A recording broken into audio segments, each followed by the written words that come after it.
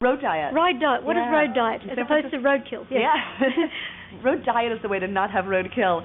San Francisco's been doing a lot in the way of road diets where we take an existing street and narrow it down. For instance, you might have a 4-lane road.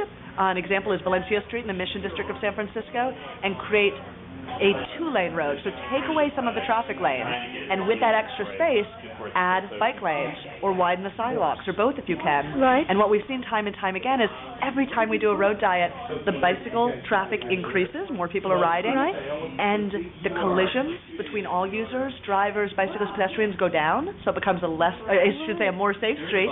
And what you also see is, while it might slow the car traffic down a little bit, it's nothing significant. So the motorists don't even know. The motorists don't even notice. With our first major road diet in San Francisco in 1999, it was on a street called Valencia Street in the Mission District, a really busy commercial corridor. And after it went in, it was very controversial. It was very hard to do. It took years to get done. After it went in, we actually got calls from motorists saying thank you. Even though I'll never ride my bike, I'm a motorist always.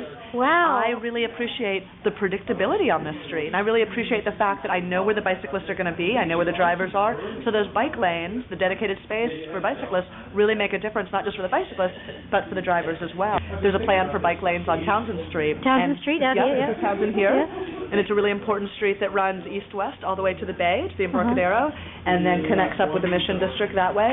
And right now you may notice it's a very wide street actually. Right. There's a lot of room. There's only 2 traffic lanes, one in each direction, but it's very roomy. It's too roomy, really. There are no bike lanes right now, even though there are a lot of bike traffic.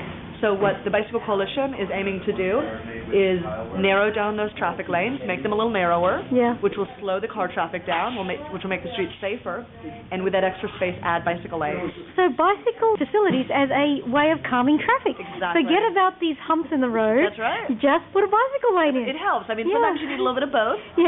But we know that bicycle lanes are a natural traffic calming measure. A study was done in Cambridge, Massachusetts a number of years ago that showed, on average, new bicycle lanes slowed the traffic down by an average of 5 miles per hour. Wow. Which is significant. It sounds like if you just put them, maybe, do you have to ask permission first, or you can just put them in? Like, what is it? It's easy to ask for forgiveness and permission. You just slip them in there, and then...